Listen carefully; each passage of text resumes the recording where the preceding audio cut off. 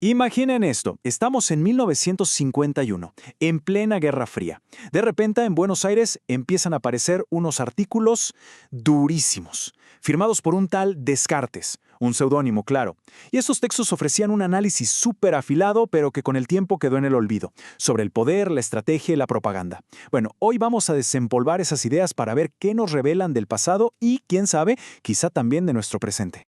Miren esta frase. Es una metáfora potentísima, ¿no? Muy, muy directa.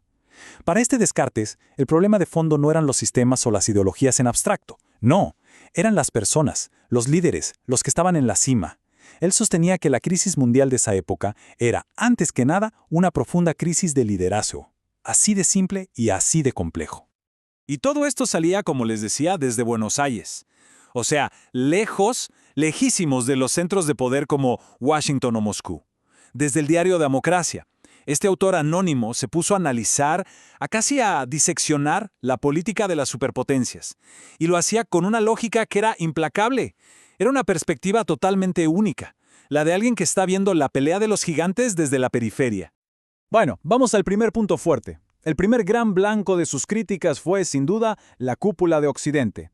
Descartes se lanzó de lleno a una evaluación, que yo diría fue brutal, de su estrategia tanto política como militar. Insistía en que el problema, sí o sí, empezaba por arriba. Y miren, Descartes no se andaba para nada con rodeos. Es más, citaba a los propios analistas de Estados Unidos para decir que la incompetencia y la falta de visión en el liderazgo estaban preparando el terreno para un verdadero desastre. Y ojo, no solo para Estados Unidos, sino para todo el mundo que, de una forma u otra, dependía de lo que ellos decidieran. A ver, y acá es donde el análisis se pone súper interesante. Descartes señala una contradicción estratégica que a él le parecía absurda. La pregunta era, ¿cómo puede ser que Estados Unidos haya dejado caer a un gigante como China en manos del comunismo para después meterse en una guerra terrible, carísima y súper sangrienta por una península chiquita como Corea? Para él no tenía ninguna lógica. ¡Wow! Esta analogía es que te lo deja clarísimo, ¿no?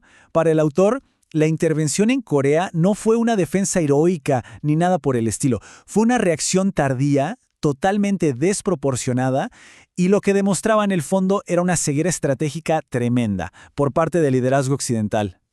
Ok, pero entonces surge una pregunta obvia. Si las decisiones eran tan erradas, tan ilógicas, ¿cómo se mantenía el apoyo público? Bueno, acá es donde Descartes mete el dedo en la llaga de otro tema clave, la propaganda, la que él consideraba la principal herramienta de control de la época. El panorama que pintaba Descartes era bastante oscuro, la verdad. Describía un mundo donde la verdad ya era irrelevante. Las noticias, según él, se habían convertido en un campo de batalla más. Básicamente eran publicidad disfrazada. El objetivo, fabricar consenso y justificar políticas, por más ilógicas que fueran. Y ojo, que no era algo que pasara por casualidad, no. Era un sistema, un proceso bien definido. Según él funcionaba así. Primero, se inventa la noticia o se la retuerce. Segundo, las grandes agencias internacionales se encargan de distribuirla por todo el mundo. Tercero, la prensa que se dice libre la agarra y la reproduce hasta el cansancio. Con esa base se empieza a atacar a los gobiernos que no son amigos. Y el paso final, claro, es justificar la guerra.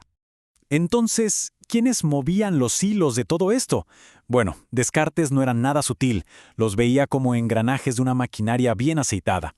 Hablaba de las agencias de noticias que cocinaban la información, de diarios que eran propiedad de extranjeros, incluso de congresos de editores donde se bajaba línea. Todo, según él, era parte de un gran monopolio para controlar lo que la gente pensaba. Y esta frase lo resume todo de una manera lapidaria. La voz del amo.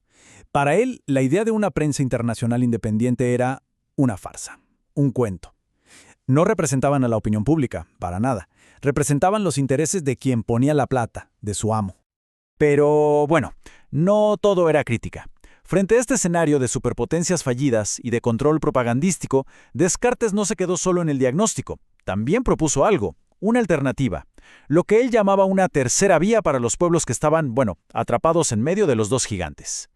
Y la pregunta del millón era esta. Si tenés por un lado el capitalismo y por otro el comunismo, y ambos son imperialismos a su manera, ¿qué alternativa te queda? ¿Qué haces si no querés ser un simple peón en su tablero? Descartes decía que no, que había un tercer camino. Y ese camino se construía sobre una idea de libertad completa, con dos partes que no se pueden separar. Por un lado, la libertad de las naciones, soberanía política, independencia económica. Y por el otro, la libertad de la persona, el respeto a sus derechos. Para él, una no podía existir sin la otra. ¿De qué sirve ser libre como individuo si tu país es una colonia?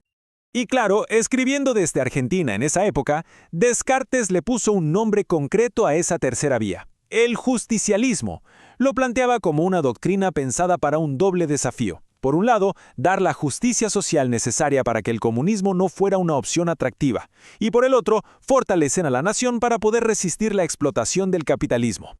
Ya para ir cerrando sus análisis, Descartes deja una reflexión final, y es una de esas ideas que parece que viajan en el tiempo, que trascienden ese año, 1951. Es una advertencia que la verdad uno escucha hoy y le resuena con mucha fuerza. La idea parece simple, pero es súper potente. Te está diciendo que el verdadero poder no está en los ejércitos, ni en los medios, ni en la plata. Al final de todo, el poder de verdad reside en la gente, en la voluntad del pueblo. Un gobierno puede hacerse el sordo, puede ignorar a su pueblo, pero no para siempre. Y creo que esa es la gran lección que nos dejan estos escritos. Cualquier gobierno, cualquier sistema que no tenga el apoyo real, genuino de la gente, es frágil. Es como construir sobre arena. Se puede sostener un tiempo con propaganda, con presión, con lo que sea, pero tarde o temprano, la realidad, la voluntad de los pueblos se termina imponiendo. Así que, acá estamos, con textos de hace más de 70 años que nos dejan con una pregunta que sigue totalmente vigente.